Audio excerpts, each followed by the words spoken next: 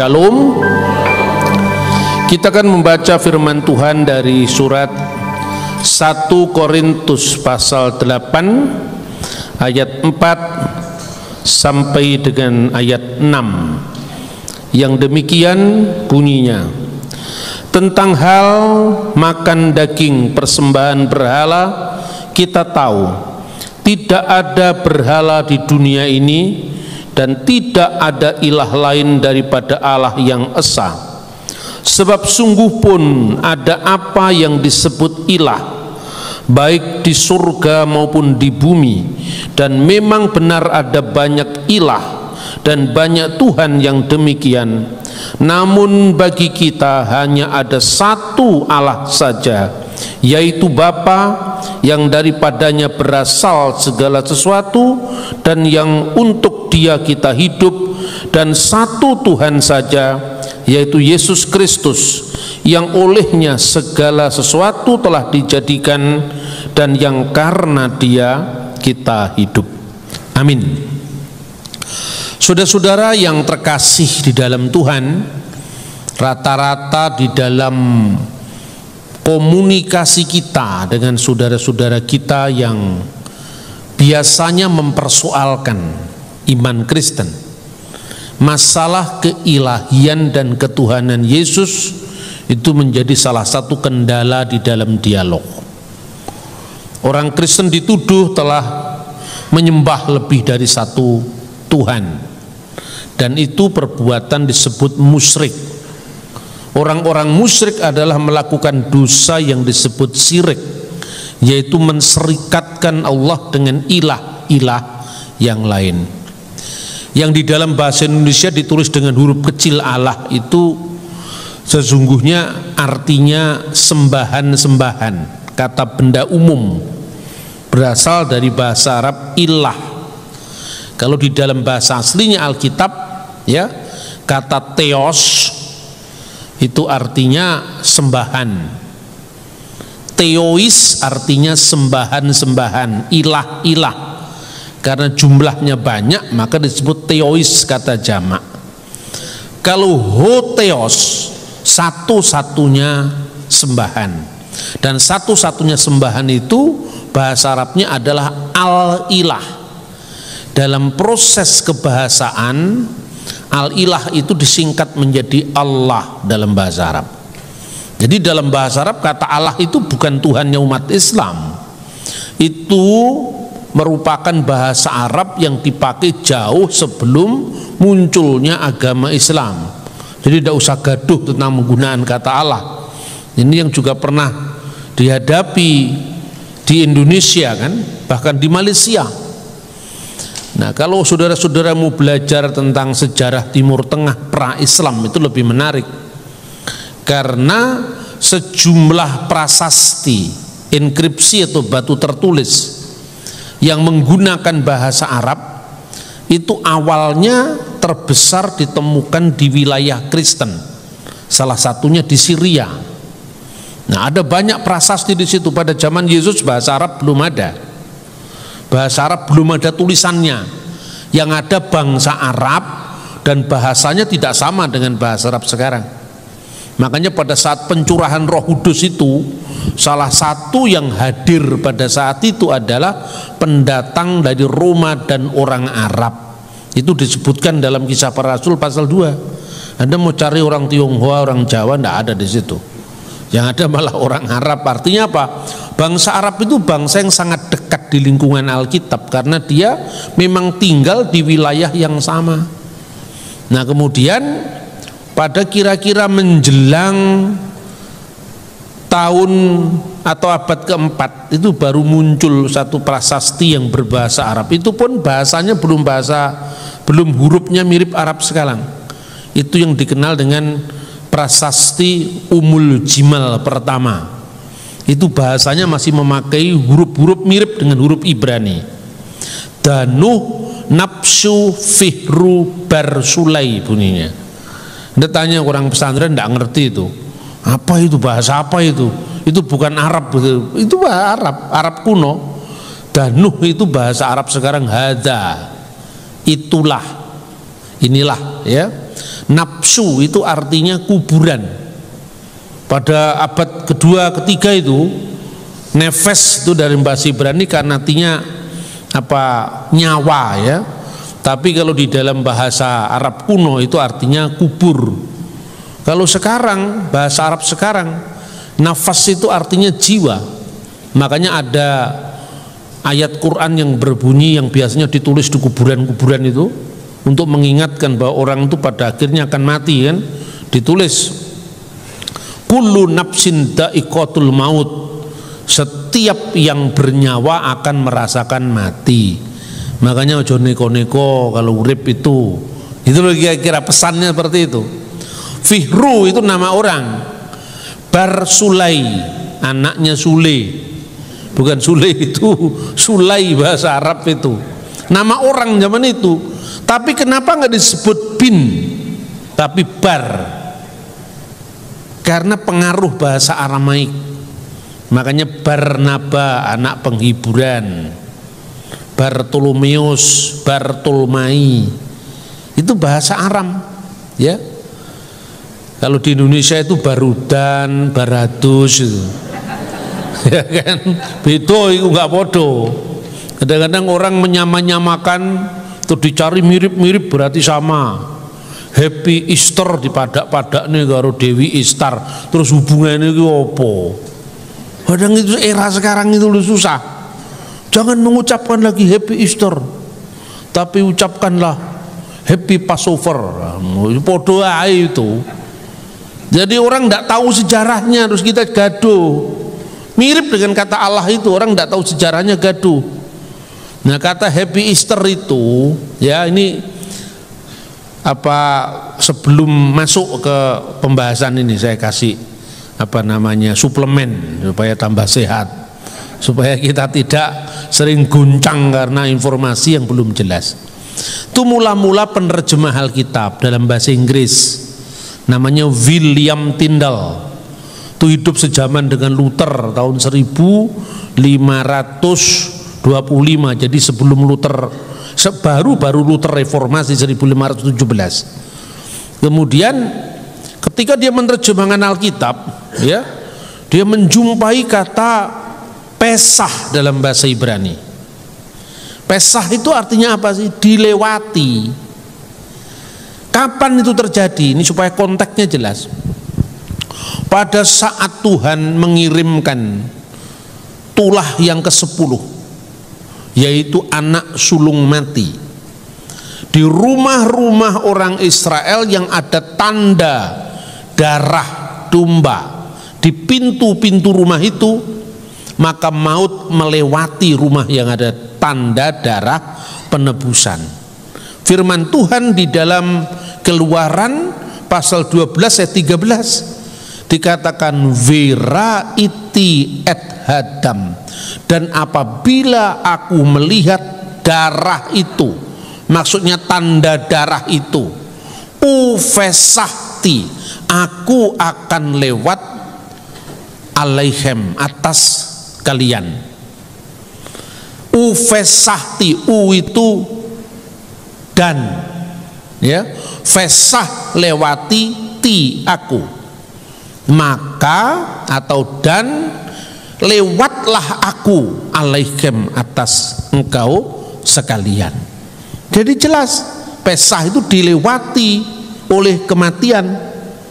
Orang-orang Mesir anak sulung, termasuk anak sulung Fir'aun yang akan mengganti penganiaya bangsa Israel itu, mati. Tapi bangsa Israel selamat karena tanda darah penebusan. Makanya Paskah Kristen itu penggenapan dari Paskah Keluaran Yahudi. Barang siapa percaya kepada anak domba Allah yang menghapus dosa dunia, dia diselamatkan dari kematian. Makanya li'annahu hakada akhaballahul alam hatta badala ibnahul wahid likai la yuhlika kullu man yu'minu bihi bal takunu lahu hayatul abadiyah. Karena begitu besar kasih Allah akan isi dunia ini, sehingga ia telah memberikan putranya yang tunggal, anaknya yang tunggal, supaya setiap orang yang percaya kepadanya, kuluman yu'minu bihi, tidak binasa, melainkan memperoleh hidup yang kekal. Berkat apa? Tanda darah. Makanya ketika William Tyndale melihat tentang dilewati oleh kematian, dia lihat, oh ini Passover. Jadi Pesah diterjemahkan Passover. Begitu lihat perjanjian baru, Tuhan Yesus merayakan Paskah. Aku rindu makan Paskah bersama para murid itu. Lalu Paskahnya Yesus sendiri tidak hari Jumat kan? Karena hari Jumat itu adalah ketika Kamis perjamuan akhir, hari Jumat Yesus disalib. Tapi Paskah kemenangannya kan hari Minggu, ya kan? Jadi hari Minggu itulah Paskahnya Kristen. Sudah beda dengan Paskah Yahudi, karena Paskah Yahudi itu adalah Paskah keluaran dari tanah Mesir, digenapi dengan Paskah Kristen, Yesus bangkit dari antara orang mati. Makanya dia menemukan kosakata bahasa yang latar belakangi oleh bahasa-bahasa Anglo-Saxon kuno. Makanya berasal dari kata os yang artinya yang pertama. Yang pertama bahasa itu seperti bangkit ya. Kemudian stehen itu artinya berdiri, yang pertama bangkit. Karena Yesus itu yang sulung dari segala yang nanti akan dibangkitkan oleh Allah, buah sulung kebangkitan. Sejak saat itu kata Easter masuk dalam Alkitab bahasa Inggris. Ora enek hubungannya karo Istar. Karena Istar itu disembah itu di Timur Tengah kuno. Itu munculnya kata itu di Eropa. Hubungannya apa? Itu dikait-kaitkan. Nimrod telah menyembah. Nimrod ya alamat enti. Uripe tahun piro. Iya toh, itu dikait-kaitkan, makanya kacau. Termasuk kata Allah ini, karena orang Muslim menggunakan kata Allah, terus Kristen dasare ora seneng, karena dikritik terus pegel. Nah, males tuh akhirnya. Makanya membangun teologi itu tidak boleh didasarkan atas balas dendam, nggak boleh. Teologi itu otaknya harus bersih, hatinya bersih, supaya Roh Kudus membimbing kita di dalam ketulusan, kemurnian.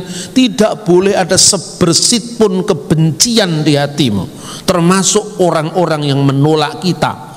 Karena Kristus pun mengatakan apa? Ampunilah mereka, karena mereka tidak tahu apa yang mereka perbuat. Lah kita akan mengikuti Yesus. Jadi dibenci santai saja, enggak apa-apa, orang enggak ngerti itu. Gitu loh. Jadi kadang-kadang orang dikait-kaitkan Easter dengan Istar. Kemudian ada lagi orang mengatakan Menahema dengan Muhammad.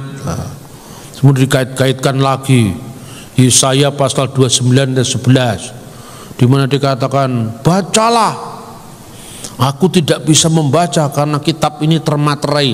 Dikaitkan dengan Nabi Muhammad di Gua Hira. Ini yang terjadi kan? Makanya membaca Alkitab kalau tidak ada konteksnya kan pada bingung. Terus hubungannya apa itu? Konteksnya Yesaya itu adalah bangsa-bangsa goyim non Yahudi yang diberi kitab tidak bisa membaca karena itu kitabnya orang Yahudi. Karena apa? Kitab itu termaterai, tidak ada hubungannya dengan Nabi Muhammad. Nah, tegaskan saya tidak membenci siapapun, saya tidak membenci Islam, saya tidak mengeluarkan kata-kata kasar terhadap Islam. Tapi kalau Alkitab saya disalahpahami, saya menjawab. Jawabannya pun juga tidak dengan kemarahan. Terus saya bilang, loh, tapi ini untuk Kanjeng Nabi loh Pak. Duduk itu untuk Kanjeng Nabi. Tapi kata ini mirip. Nah, Naruto karo Naruto ya mirip. Tapi hubungannya apa? Naruto wong Jawa, orang Solo itu, orang Sukoharjo itu Naruto itu. Naruto orang Jepang kan gak ada hubungannya. Nah itu saudara-saudara. Tapi karena orang-orang Kristen di Timur Tengah, di Lebanon itu malah mayoritas Kristen loh itu. Kalau pas Paskah begini tuh seru lagunya. Al-Masihu qamin bainil amwat wa wadi al mauta bil maut wa wakhabal hayata lilladina fil kubur.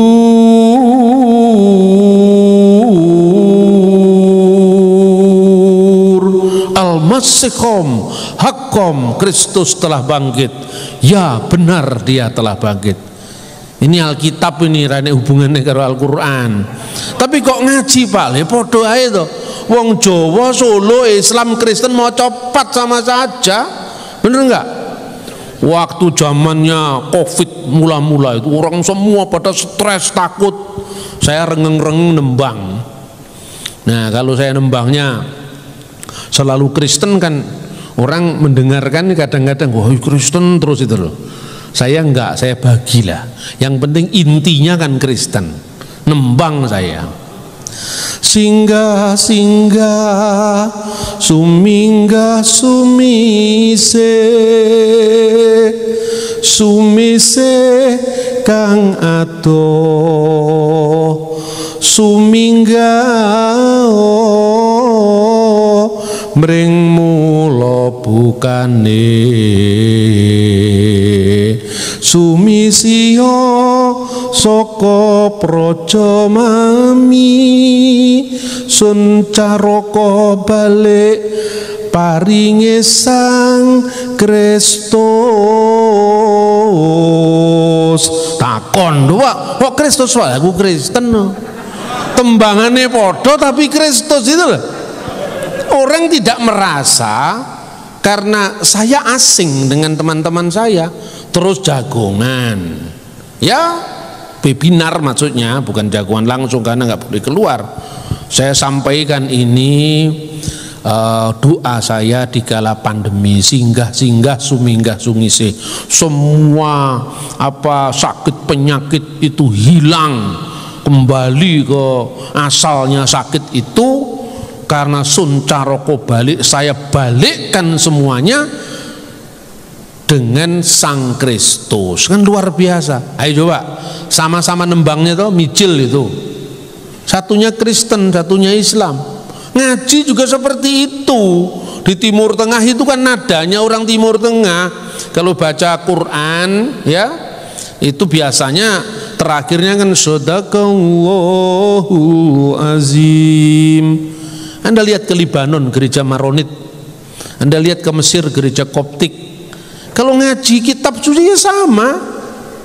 Fil badil kanal kalimah wal kalimatu kana indallah wa kana kalimatullah hadza kana fil badi indallah kullu shay'in bihi kana wa bi ghairihi lam yakun shay'un mimma kan al mazdulillah iman. Pada mulanya adalah firman, dan firman itu bersama-sama dengan Allah, dan firman itu adalah Allah.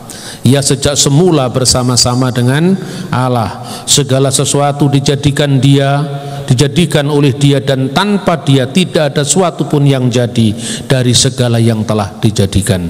Segala kemuliaan bagi Allah senantiasa. Amin.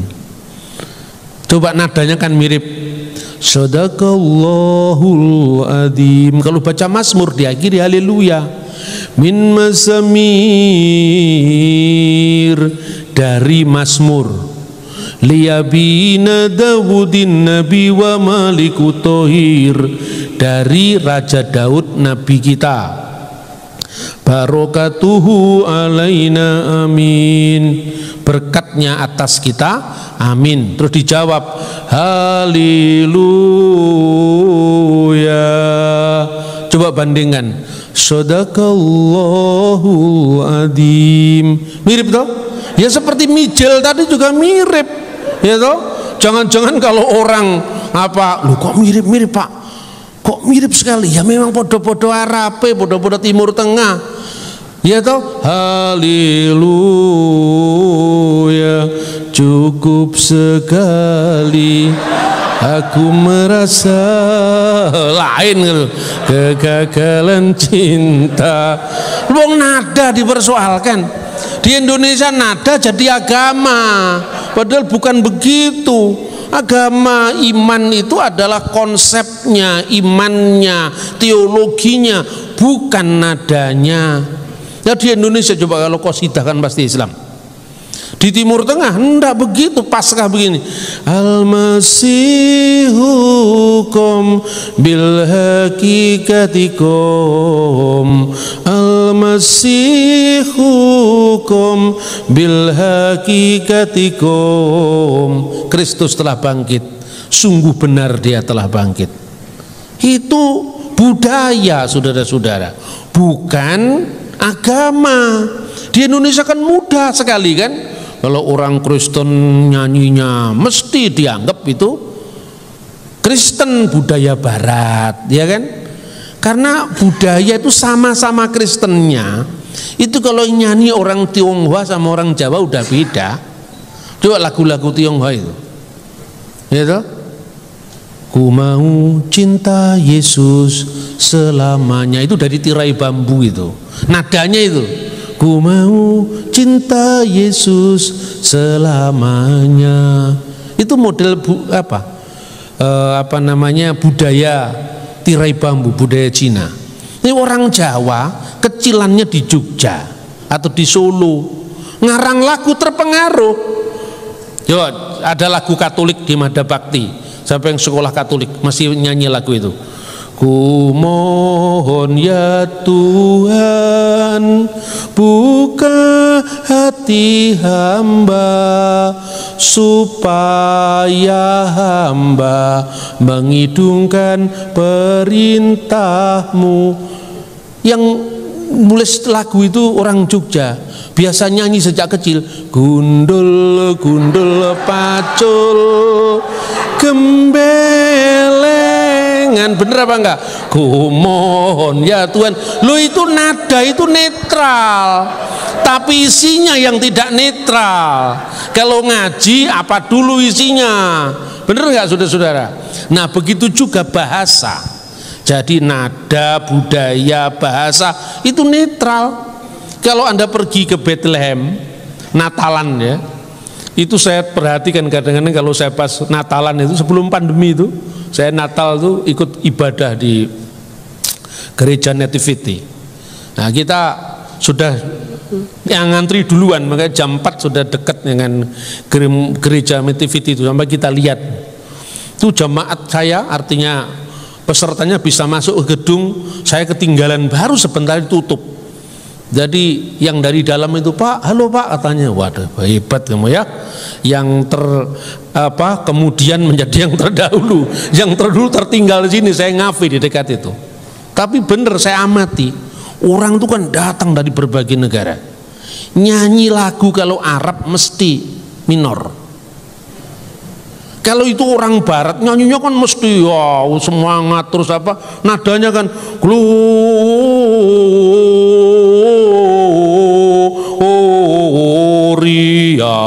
in excelsis Deo. Kalau orang Arab nggak begitu. Al-Masdulillah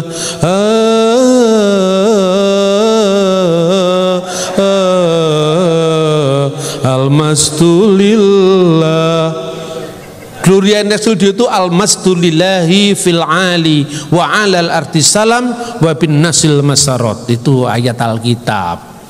Saya kasih ceramah di salah satu lembaga Islam udah lama itu, di IAIN Sunan Kalijogo, di IAIN Ciputat. Nah, suatu saat saya diundang ke Fakultas Usuluddin.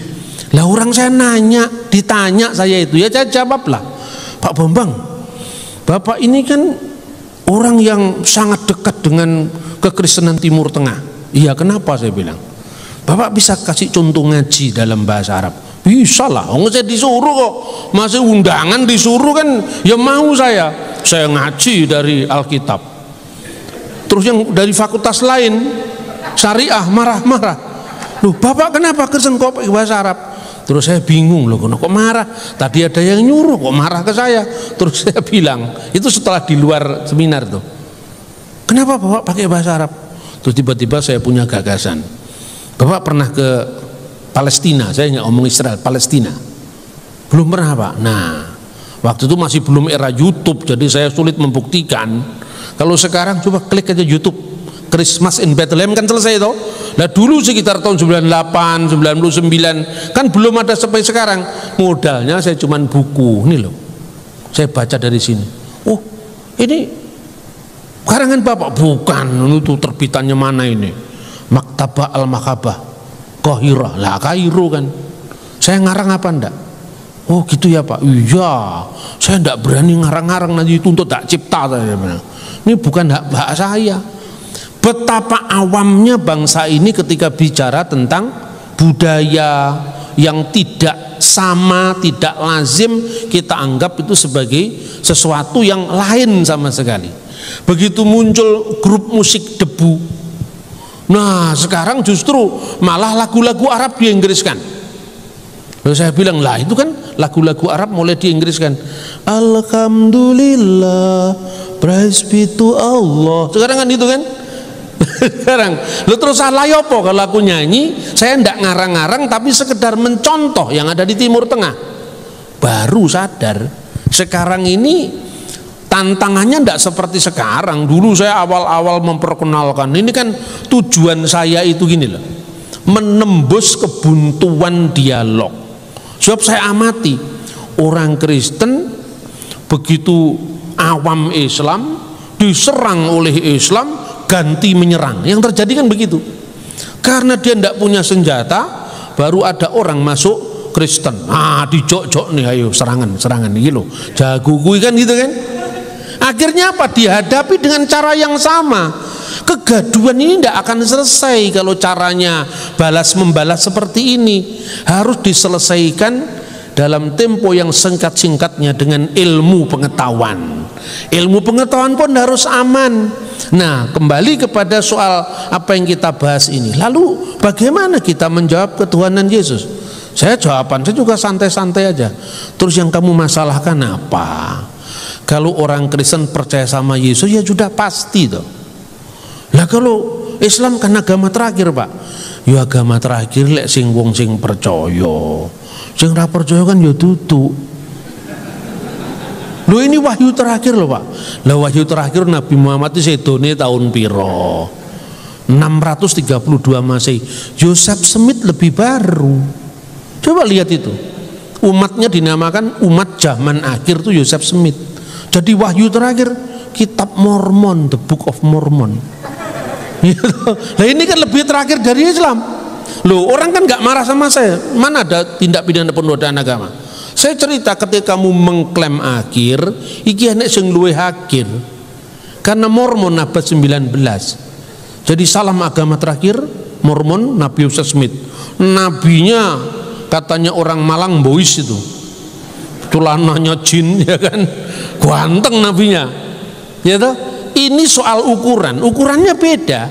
Ketika orang memahami agama lain dari perspektifnya, kalau tidak salah paham, pahamnya salah. Contohnya ya, contohnya ini saya beri contoh timbal balik. Contoh dari Islam yang menyalahpahami Kristen, nanti juga saya kasih contoh Kristen yang menyalahpahami Islam supaya fair.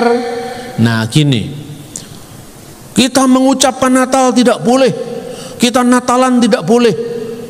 Lah kenapa tidak boleh? Itu soal akidah lho Pak katanya. Iya wis seru aku. Kowe duwe akidah, wong Kristen ya duwe teologi, orang Hindu ya punya Brahman Widya. Iki negarane bersama Mas. Tidak bisa kamu memaksakan pendapatmu untuk orang lain. Kan gitu kan? Inilah makna Bhinneka Tunggal Ika saya bilang.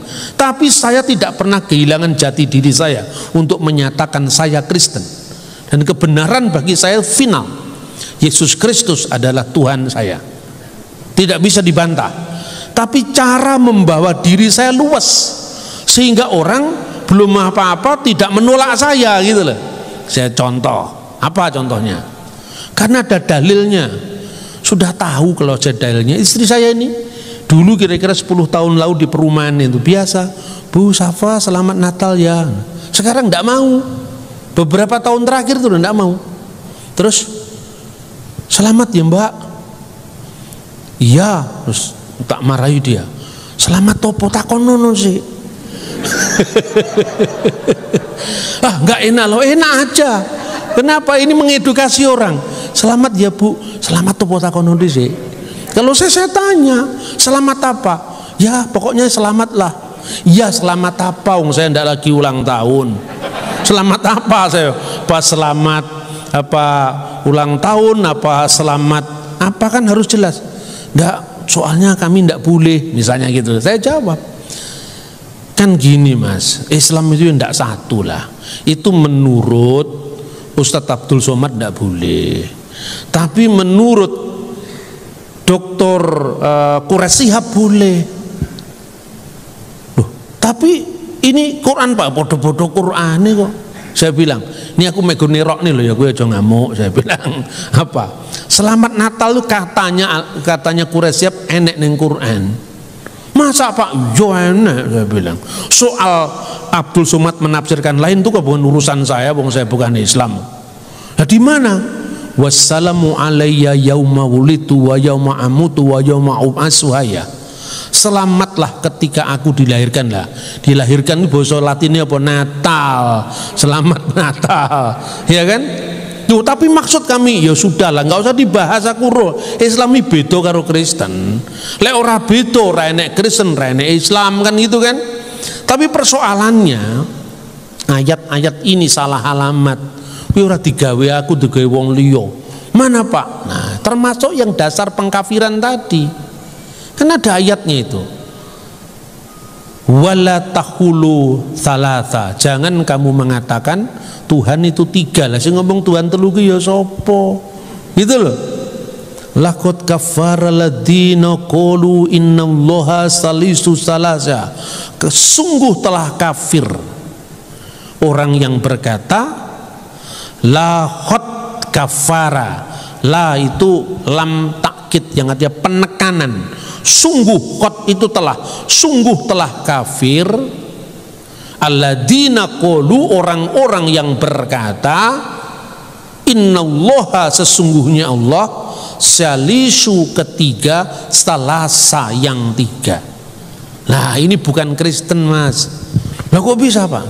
Ora enek wong Kristen kok golek ono sak ndure langit sang isor ing bumi, ora enek wong Kristen sing nyanyi ketiga dari yang tiga, ora enek sing enek ketiganya yang esa. Pujilah Bapa, pujilah Anak, puji Rohul Kudus. Ketiga yang tiga dimarahi sama Pak Freddy. Tidak ada ketiga yang tiga, yang ada ketiga yang esa. Jadi ini untuk siapa Pak? Ya golek ono dewe tapi salah alamat. Aku ora ngono kuwi. Saya sedapat mungkin menjauhi penilaian penafsiran terhadap agama lain. Hanya sejauh kalau iman saya disalahpahami, saya menjawab aman kita. Karena saya tidak masuk ranah tafsirnya orang. Itu loh kira-kira. Nah, kekristenan juga tidak pernah. Orang Protestan, orang Ortodok beda dengan orang Kristen Katolik. Misalnya dalam soal apa? Bunda Maria, ya. Tapi tidak ada juga orang Katolik yang berdoa demi nama Bapa dan Ibu dan Anak, ora enek. Yang ada demi nama Bapa dan Putra dan Roh Kudus. Jadi Allah Tritunggal Maha Kudus, baik Katolik, Protestan, Pentakosta, Karismatik, Katolik, Ortodok sama. Bukan ketiga yang tiga. Ketiga yang esa itu Bapa, Putra dan Roh Kudus. Padahal yang ditolak oleh Al-Quran Bapa, Ibu dan Anak. Nah ini kan bukan iman Kristen. Gitu loh saudara-saudara, ini namanya dialog, bukan kita memaksakan orang untuk menerima kita. Nah sebaliknya juga orang Kristen juga tidak boleh kemudian mengeluarkan kata-kata verbal yang mendiskreditkan Islam. Yang ngono ya ngono ning aja ngono, gitu loh. Saya pernah ditanya, ini pertanyaan yang sebetulnya menjebak. Saya diundang di sebuah lingkungan pemuda-pemuda Muslim, dan saya ditanya, Pak Bambang, Anda kan percaya Yohanes 14 ayat 6. Ya percaya tuh Mas, aku Kristen. Saya bilang nadanya itu tidak usah meninggi, merendah saja. Sudahlah, berbahagialah orang yang rendah hati, akan ditinggikan. Tapi kalau Anda tinggi akan direndahkan. Itu kan hukumnya Tuhan begitu. Jadi kami, maksudnya apa? Kami bisa masuk surga apa tidak? Itu kan jawabannya angel itu. Kalau saya jawab ayatnya apa? Lah ya terus ini kan ayatku, itu ayatmu Mas. Bener nggak? Lalu menurut kamu bagaimana? Ya kami masuk surga Pak. Iya wes, masuk surga ya wes lah. Wong iki ayatnya ora berlaku kayak kamu, kecuali kalau kamu percaya. Ya toh? Tapi kalau di dalam Islam, doktrin keselamatan itu bukan karena penebusan tapi amal soleh. Maka watil kal jannatil lati urismuha bima kuntum ta'malun. Itulah surga yang diberikan kepadamu berdasarkan amal soleh yang kamu kerjakan. Ya wes, kamu pakai itu. Tunggu timbangan nanti kalau lebih banyak perbuatan baiknya masuk surga. Makanya yaumul mizan. Kalau saya orang Kristen, ada penebusan dulu karena tidak ada orang yang bisa masuk surga karena perbuatan baiknya tidak cukup. Lah karena nggak cukup ya aku percaya karo Gusti Yesus itu lah. Bahasanya kan bahasa enak. Bahwa kemudian tidak menerima terserah loh, itu kan bukan kita. Nah, sering lagi mengatakan, berarti Bapak, menurut Bapak Nabi Muhammad siapa? Ya Nabi Muhammad ya Nabi Muhammad lah, saya bilang.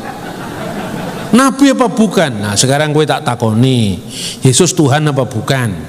Ya tidak, ya wes mempunyai kowe Islam. Bener nggak? Jadi Nabi Muhammad Nabi apa enggak? Karena ngotot terus saya bilang Nabi supaya puas. Nabi apa? Nabi yo, tapi nabimu tutup nabiku. Kan itu kan? Bener nggak? Ini bahasa komunikasi yang sejuk, yang tidak perlu menghakimi orang lain. Karena Bhinneka Tunggal Ika tadi begitu soal Tritunggal, orang banyak salah paham, dipikir kalau Yesus itu Tuhan berarti Yesus bukan manusia gitu kan. Maka Tuhan kok lapar, Tuhan kok haus, Tuhan kok dicobai, Tuhan kok mati. Lah sing ngomong Tuhan mati ki ya sapa? Wong Alkitab sudah mengatakan loh. 1 Petrus pasal 3 ayat 18. Dia yang dibunuh dalam keadaannya sebagai manusia. Jadi kemanusiaan yang dikenakan oleh Sang Firman yang menjadi manusia itu yang mati, tapi Allah tidak bisa mati, gitu loh. Nah, dalam diri Kristus itu ada sepenuhnya Allah, sepenuhnya manusia. Amin. Maka ketika Firman itu menjadi manusia, dia dicobai oleh iblis. Tadi siang saya baca, dia kemudian lapar, haus, dia mati dalam keadaannya sebagai manusia. Tapi apa firman Allah bisa mati? Tidak. Terus saya kasih perbandingan. Pikiran saya bersama dengan saya. Kalau pikiran saya direkam, disiarkan di YouTube, orang lihat gambar saya lalu mengatakan itu Pak Bambang itu yang khotbah di Betani Solo. Salah apa bener? Ya bener lah, memang itu saya di Betani Solo ini, ada gambarnya ini, ya kan? Tapi misalnya tiba-tiba layar televisi atau layar HP kita jatuh pecah, apakah kira-kira pikiran saya ikut binasa? Tidak, yang pecahkan itu adalah wujud penjelmaan pikiran saya. Firman Allah itu bersama dengan Allah, dan firman Allah itu adalah Allah. Firman menjadi manusia, ketika kemanusiaannya mati, firman Allah tidak bisa mati. Nah, terus di mana salahnya saiki?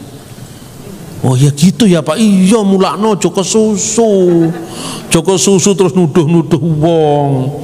Sakjane umpamane kok haram-haramnya kok ora apa-apa lho Mas. Ndak apa-apa, ora kowe ikhlas. Kok kafir-kafirnya aku ya ikhlas. Wong kafir kanggoku kaum berpikir. Nah, itu kafir. Kita ini mikir dulu baru kita bicara. Nah, terus kemudian berikut setiap agama itu sekaligus beriman sekaligus kafir, saya bilang. Lah kok bisa Pak? Nah, kowe percaya enggak karo Siddhartha Gautama? Ya mboten Pak, lah yo duduk nabimu, ya toh? Kamu percaya kalau Yesus itu adalah Tuhan? Enggak percaya Pak. Nah, terus takonono karo wong Kristen. Kalau kamu berkata Yesus bukan Tuhan, Kristen ora ngamuk. Nah, saiki lek Muhammad duduk nabi kowe ya aja ngamuk. Lakum dinukum baliatin. Bener apa tidak? Ayo sekarang. Ini yang sering terjadi, orang memaksakan paradigma kita untuk memahami orang lain. Kalau dalam iman Kristen, tidak seorang pun yang mengaku Yesus adalah Tuhan kalau bukan karena Roh Kudus. Ya mari kita berdoa, Roh Kudus, berperkaralah, Roh Kudus, berkaryalah. Kami sudah menanam dan menyiram, Engkaulah yang memberikan pertumbuhan dari benih yang sudah ditaburkan di dalam nama Yesus. Tugas kita selesai. Ya, itu saudara-saudara. Kemudian Kristus itu Tuhan sekaligus Kristus itu Allah. Nah, ini juga dipersoalkan, dinyinyiri. Orang mengatakan, di mana dalam ayat Alkitab yang mengatakan Yesus mengatakan, akulah Allah, sembahlah aku. Ngono Kristen ya iso bingung itu. Itu kan zamannya Zakir Naik toh. Orang pada bingung yang Kristen. Wah, ternyata memang tidak ada. Loh, yang namanya statement itu kan tidak harus seragam loh. Saya ini, istri saya di depan ini Bu Safa, ya kan? Setiap hari orang sudah tahu kalau itu istrinya Pak Bambang. Apakah saya harus mengatakan, hai Safa, akulah suamimu, bikinkan kopi untukku? Oh, edan nih. Orang sudah tahu kalau itu istri saya kok, iya toh? Loh, kok masa sevulgar itu? Bener nggak? Atau dia ngomong ke saya, wahai Bambang, engkaulah suamiku, peluklah aku. Wis ra usah tak peluk wis setiap hari, ra usah dadak omong-omongan. Karena suami istri. Begitu juga Yesus sama gerejanya seperti pengantin laki-laki dengan pengantin perempuan. Wis podo-podo ruwe kan gitu kan. Ndak usah mengatakan akulah Allah, sembahlah aku. Itu satu. Yang kedua, coba Yohanes pasal 20 ayat 28. Ketika Yohanes pasal 20 ayat 28, ketika Thomas melihat bukti kebangkitan Yesus ini yang disalibkan itu, bekas pakunya masih ada, Thomas menjawab, ya Tuhanku dan Allahku. Jadi Yesus itu Tuhan, Yesus itu Allah. Menyalagunya Pak Niku, Yesus Tuhan dan Allah kami, Engkau layak menerima pujian, hormat dan kuasa, dan seterusnya. Berarti Yesus pertama Tuhan dan dia Allah. Pertanyaannya, apakah Yesus menolak disebut Tuhan dan Allah? Tidaklah, ini buktinya. Kan tidak harus sesuai dengan rumusannya Pak Zakir Naik. Akulah Allah, sembahlah aku. Hai Safa, akulah suamimu, bikinkan kopi. Ingat itu. Kan tidak harus begitu saudara-saudara. Jadi baca kitab suci itu lihat konteks, suasananya seperti apa, dibicarakan itu siapa dengan siapa, ya, budayanya seperti apa. Ya nggak cocok bagi orang Yahudi. Jangankan kok mengatakan Allah, semua orang tahu. Ketika misalnya ada ungkapan Shema Yisrael, tertulis Yehuwa Elohenu, Yehuwa Echad. Nggak boleh dibaca kata Yehuwa, itu nggak boleh. Makanya dibaca Shema Yisrael,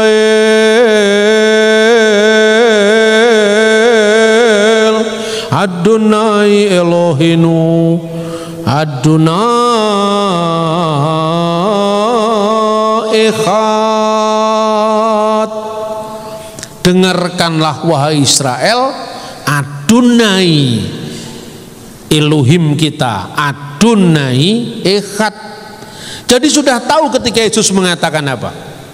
Sesungguhnya aku berkata kepadamu, sebelum Abraham jadi, aku ada. Aku ada itu ungkapan dari aku ada, yang aku ada, nama kekudusan Allah dalam perjanjian lama. Keluaran pasal 3 ayat 14. Buktinya apa? Orang Yahudi mengambil batu mau melempari dia. Artinya apa? Bagi orang Yahudi itu, kamu mengaku diri sama dengan Hakados, yang maha kudus, Allah Israel, gitu loh. Jadi konteksnya apa? Itu tidak sama dengan bahasa kita. Maka seringkali memahami naskah-naskah kuno dengan pemahaman kita melakukan yang apanya anakronisme. Terus saya ditanya, kalau gitu Yesus disebut Allah dalam konteks apa, Pak?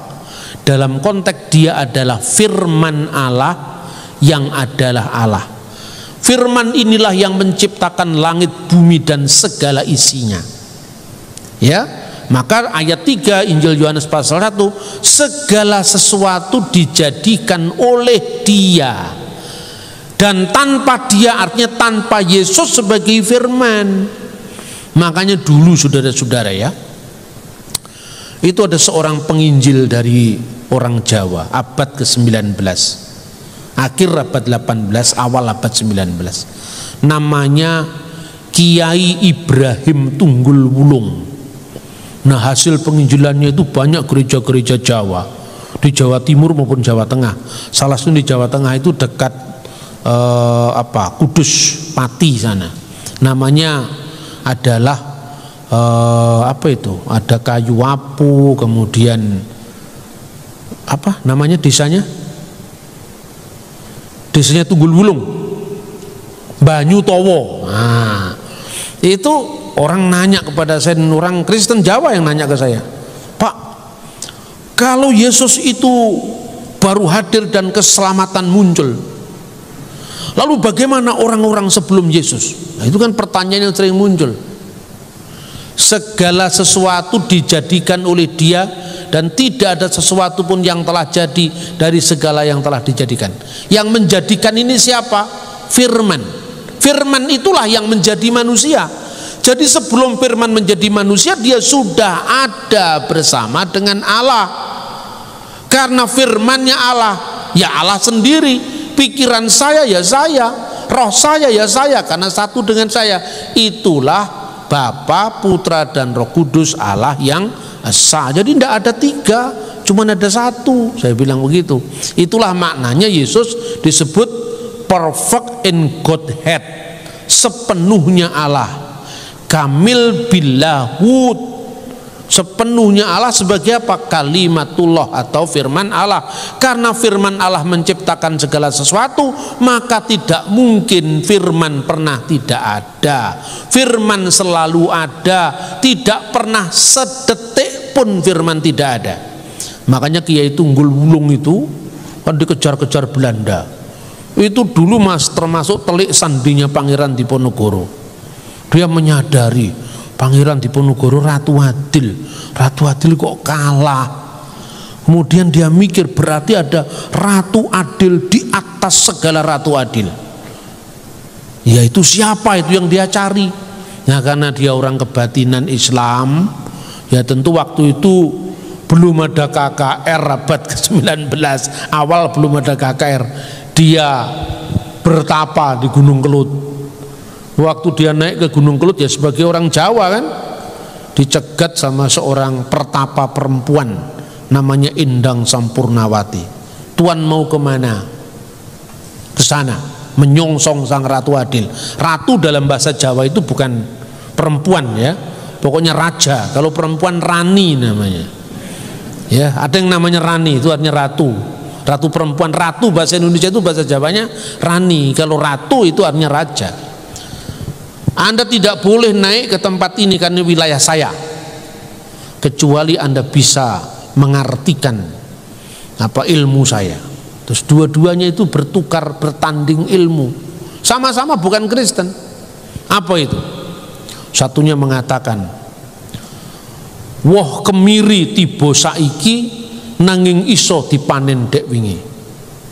Siapa katanya? Oh, sebelum saya menjawab pertanyaanmu, jawab pertanyaan saya. Ratu adil rawuh mertamu, tamu mbagekake sing ditamoni sebiting tanpa sangu. Siapa katanya? Wah, dari Ratu Adil datang bertamu. Anehnya, tamu tadi yang menyilakan tuan rumah. Tapi tuan rumah tidak kenal kalau itu sesungguhnya tamunya itu tuan rumah yang sebenarnya. Karena apa? Sebiting tanpa sangu, tak sepeser pun dia memiliki apa-apa, tidak dikenal. Kedua-duanya menjawab Yesus Kristus. Isa sang Ratu Adil dijabarkan satu-satu. Dia datang pada milik kepunyaannya, tapi milik kepunyaannya itu tidak mengenal dia, karena dia datang dalam kepapaan kemiskinan, bukan datang sebagai raja dunia. Hebat kan? Siapa coba yang ngajari kiai sama pertapa ini? Roh Kudus langsung. Jadi Roh Kudus, saya bayangkan kalau kita tidak mau mengabarkan kabar baik, Roh Kudus jengkel, wis ngalih-ngalih tak lakoni dewe. Ya toh? Sudah ditebus, males-malesan, tidak mau melangkah untuk imannya, gitu kira-kira. Terus satunya, ini yang menjawab pertanyaan, sebelum Yesus lalu bagaimana keselamatan orang-orang sebelum dia? Buah kemiri, ibarat buah kemiri jatuhnya hari ini tapi bisa dipanen kemarin, yaitu Yesus juga. Karena apa? Memang jatuhnya buah itu pada hari ini tapi bisa dipanen kemarin, karena sebagai firman Allah yang menciptakan segala sesuatu, dia sudah ada sebelum kehadirannya di dunia. Maka Abraham, Ishak, Yakub itu menunggu seperti tadi pagi saya ceritakan. Olehmu semua kaum di muka bumi akan mendapatkan berkat. Itu janji kedatangan Mesias. Abraham memegang janji itu, Ishak, Yakub, seluruh Israel memegang janji itu, sampai sang Mesias sendiri datang dan dia berkata, Abraham melihat hariku dan ia telah bersuka cita karena ia telah melihatnya. Ini misteri bukan filmnya Mak Lampir. Artinya misterion, ya, karya Allah yang tidak kasat mata namun ada. Dengan kuasa dari Sang Kristus yang adalah raja segala raja, firman itu, maka Tunggul Wulung membabat hutan, dijadikan kampung-kampung Kristen waktu itu. Belandanya salah paham, dipikir Kiai Tunggul Wulung mengajarkan sinkretisme. Karena apa? Budayanya beda. Lah waktu itu orang Jawa abad 19-18 itu kalau dikasih ngomong saklek itu nggak ngerti, justru simbol. Nah simbolnya apa? Mau perjamuan suci, perjamuan kudus, jemaatnya disuruh bikin kupat. Nah itu simbol. Kenapa kupat Kiai? Kupat kuwi tegese ngaku lepat, ngaku salah, maka kamu tidak layak menerima tubuh dan darah Kristus sebelum kamu berdamai dengan saudaramu. Orang ngerti, semua orang ngerti, karena itu simbol budaya. Nah ketika membabat hutan itu alas gong liwang-liwung, jalmo moro jalmo mati. Itu nggak bisa diterjemahkan dalam bahasa Inggris. Pokoknya ngertilah, orang di situ mati, sudah, karena jahatnya demit-demit di situ. Kiai Tunggul Wulung itu memiliki apa? Doa dalam bentuk tembang. Karena zaman itu orang tidak bisa nyanyi lagu seperti lagu Belanda, orang nembang. Makanya orang Jawa itu kalau nyanyi lagu-lagu do re mi fa sol abad itu, kalau sekarang sudah lancar semua, zamannya sudah berubah. Waktu itu orang Jawa nyanyi lagu do re mi fa sol itu fales. Percaya nggak? Terus kemudian disuruh nyanyi dengan nada barat. Allah muase asung putranyo, Allah muase asek mrengwang, mulane sun ngidung. Iki lagu Jawa apa lagu apa itu? Ya toh, ini kan lagu nadanya Eropa tapi bahasanya Jawa. Lah itu mirip kalau bahasa Jawa diterjemahkan, tembang Jawa diterjemahkan bahasa Inggris, kira-kira orang Inggris kan bingung. Do not be easy to be lip service, if only lip service. Loh, kok aneh itu, nggak ngerti orang. Padahal lagu itu artinya apa? Ojo sok gampang dadi wong lamis. Itu di Inggris kan lucu. Nah, makanya gereja itu di mana dia berkembang ya sesuai dengan konteks. Mungkin bagi yang usianya sudah 50 ke atas, nyanyi lagu-lagu yang seperti dinyanyikan pertama kali tadi kurang bisa menikmati. Tapi mundurkan egomu, zamanmu sudah habis, sekarang zaman anak-anak muda, ya kan? Sebab kalau tidak gitu gereja akan ketinggalan. Gereja harus menyesuaikan. Yang penting kan bukan musiknya, bukan nadanya, yang penting kan isinya. Kalau seorang dibuat militan dengan musik yang lebih rancak seperti kalau lagu-lagu Pentakosta lama, Tuhan Yesus tidak berubah, tidak berubah, tidak berubah. Zamannya Pak Niko jadi ngepop, bener nggak? Mulai ngepop, ya tren itu. Mulai ngepop itu lagu apa ya? Misalnya ya, siapakah aku ini, Tuhan, Pak Niko, jelas itu. Ya, tapi lagu itu menunjukkan apa? Komitmen kita, ya kan? Begitu juga di dalam konteks zaman, ruang, waktu, tentu menyesuaikan diri. Kiai Tunggul Wulung zaman itu ya, kalau orang rengeng-rengeng sore hari belum ada listrik, bener gak? Jadi kalau ada sinar rembulan dadari, semua orang pada keluar di situ, lalu nembang. Nembangnya apa? Ya dijauhkan dari mara bahaya kan itu kan. Itu diambil oleh gereja, dipakai untuk mengabarkan kabar baik, semua orang mengerti. Lah terus orang Jawa kadang-kadang minder dengan setan. Nah itu ada lagunya, namanya Suluk Pelencung. Nah itu kalau orang Solo mesti ngerti itu. Apuranen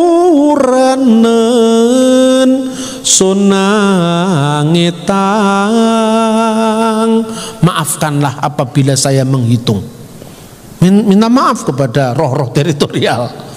Lelembut ing nusa Jawi. Lelembut itu termasuk apa itu pati, gelepung. Bukan, lembut itu artinya golongannya jin, setan, priprengan, gandarwo, tetean, ilu-ilu, banaspati, jerangkong, eklek-eklek. Itu termasuk itu. Kang rumeksa ing nagara, yang memelihara negara. Ini konsepnya kan jelas salah. Masa setan memelihara negara? Para ratu ning dedemit, contohnya Nyi Roro Kidul, itu diubah. Tapi orang Jawa tidak kaget ketika diubah. Karena apa? Nadanya tetap sama tapi isinya berbeda. Terakhir sama Tunggul Wulung disebut Romo Allah, Putro Allah, tetelune tunggal sawiji, lemah aing kayu angker dadi tawa idi Gusti Yesus salamino. Setannya pada kepelayu semua. Jadi demit orang dulit, setan ora doyan. Mergo wong Kristen sakti mandraguna ora tedas tapak paluning pandhe nanging iso masuk angin. Nah, karena saktinya orang Kristen itu bukan karena sakti karena kita, tidak. Tapi ketika Roh Kudus turun atasmu, kuasa Allah akan menaungi engkau. Tapi jangan coba-coba, ya kan? Kadang orang luar ini memang kadang-kadang nyinyir sekali ke Kristen. Praktekan minum racun. Nah untuk apa minum racun? Konteks ayat itu bukan itu. Artinya apa? Ketika kita berada di medan pelayanan yang sulit, kuasa Tuhan akan menaungi kita. Maka apapun tidak akan bisa menimpa kita. Tapi bukan praktek, karena racun tidak untuk diminum. Ya toh, minumlah kopi. Situasi normal, karena kan situasi perjuangan yang tidak normal. Kadang-kadang ayat diperkosa, ditafsirkan semaunya mereka. Kedua, Yesus adalah Tuhan. Jadi Allah itu yang disembah, Tuhan itu yang punya otoritas, yang punya kuasa. Makanya ketuhanannya diberikan kepada Sang Mesias ketika Sang Mesias menjadi manusia. Segala kuasa baik di surga maupun di bumi telah diberikan kepadaku, karena itu pergilah, jadikanlah semua bangsa muridku, baptiskanlah mereka di dalam nama Bapa dan Putra dan Roh Kudus. Di situ kembali kepada ajaran semula. Jadi iman Kristen itu bukan karangan Bapak Gereja, bukan tafsiran bebas orang-orang Kristen, tidak, tapi dibuktikan dengan kebenaran firman Tuhan, dihayati, dihidupi, dipertahankan, diperjuangkan dengan gigih sampai darah para martir harus tercurah, karena orang Kristen mengandalkan Kristus, bukan mengandalkan kekuatan pribadi. Karena itu ketika Kiai Tunggul Wulung bicara tentang mengusir setan, tetap nama Yesus yang dipakai. Nah, inilah yang menjadi pelajaran kita. Maka jangan orang barat melihat tembangnya tapi tidak lihat intinya. Kayu aeng lemah sangar dadi towo, ditambahi dengan Romo Allah, Allah Bapa, Putro Allah, putranya anak Allah, Roh Suci Allah, Roh Kudus, tetelune tunggal sawiji, ketiganya yang esa melingkupi kita, menjamah kita, memperlengkapi kita, menguatkan kita dengan kuasanya, sehingga tidak ada satupun yang bisa memisahkan kita dari kasih Tuhan Yesus Kristus. Amin. Di tengah dunia yang penuh dengan penderitaan, dosa, dan pencarian makna, ada satu pribadi yang menjadi jawaban bagi setiap hati yang merindukan kebenaran dan keselamatan, Yesus Kristus. Dia bukan hanya seorang guru yang bijaksana atau seorang nabi yang besar. Dia adalah Tuhan dan Juru Selamat yang datang untuk menyelamatkan manusia dari dosa dan memberi kehidupan yang kekal. Yesus adalah Tuhan. Alkitab dengan jelas menyatakan bahwa Yesus bukan sekadar manusia biasa, tetapi Allah yang menjadi manusia untuk menyatakan kasih dan kebenarannya. Pada mulanya adalah Firman, Firman itu bersama-sama dengan Allah dan Firman itu adalah Allah.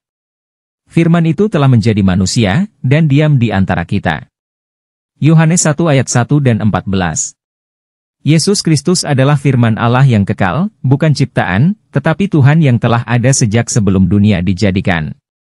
Ia datang ke dunia bukan sekadar untuk mengajar atau memberikan teladan moral, tetapi untuk menyelamatkan umat manusia dari belenggu dosa. Yesus adalah Juru Selamat. Sejak kejatuhan manusia ke dalam dosa, manusia telah terpisah dari Allah. Tidak ada usaha manusia, baik perbuatan baik, hukum agama, atau pengorbanan, yang mampu menyelamatkan manusia dari hukuman dosa, yaitu maut dan kebinasaan kekal, Roma 6 ayat 23. Tetapi karena kasih-Nya yang besar, Allah mengutus Yesus Kristus sebagai Juru Selamat dunia. Karena begitu besar kasih Allah akan dunia ini, sehingga Ia telah mengaruniakan anaknya yang tunggal, supaya setiap orang yang percaya kepadanya tidak binasa, melainkan beroleh hidup yang kekal. Yohanes 3 ayat 16. Yesus datang untuk menanggung dosa dunia dengan mengorbankan dirinya di kayu salib. Ia mati bukan karena kesalahannya sendiri, tetapi sebagai korban yang sempurna bagi dosa manusia. Yesus adalah satu-satunya jalan keselamatan. Dalam dunia yang menawarkan berbagai jalan menuju keselamatan, Yesus dengan tegas menyatakan bahwa hanya melaluinya manusia dapat diperdamaikan dengan Allah. Akulah jalan, kebenaran, dan hidup. Tidak ada seorang pun yang datang kepada Bapa, kalau tidak melalui aku. Yohanes 14 ayat 6. Keselamatan bukanlah hasil usaha manusia, tetapi anugerah Allah yang diterima melalui iman kepada Yesus Kristus. Sebab karena kasih karunia kamu diselamatkan oleh iman, itu bukan hasil usahamu, tetapi pemberian Allah, itu bukan hasil pekerjaanmu, jangan ada orang yang memegahkan diri. Efesus 2 ayat 8 dan 9. Yesus tidak hanya menyelamatkan kita dari dosa, tetapi juga memberi kita hidup yang baru, hidup yang penuh dengan damai, kasih, dan kepastian akan kehidupan kekal bersamanya. Yesus Kristus adalah Tuhan dan Juru Selamat. Dia datang bukan hanya untuk memberikan ajaran moral, tetapi untuk mati dan bangkit bagi keselamatan kita. Ia menawarkan kasih, pengampunan, dan hidup kekal bagi siapa saja yang percaya kepadanya. Hari ini, keputusan ada di tangan kita. Apakah kita akan menerima Yesus sebagai Tuhan dan Juru Selamat dalam hidup kita? Lihat, aku berdiri di muka pintu dan mengetuk, jikalau ada orang yang mendengar suaraku dan membukakan pintu, aku akan masuk mendapatkannya dan makan bersama-sama dengan dia, dan ia bersama-sama dengan aku.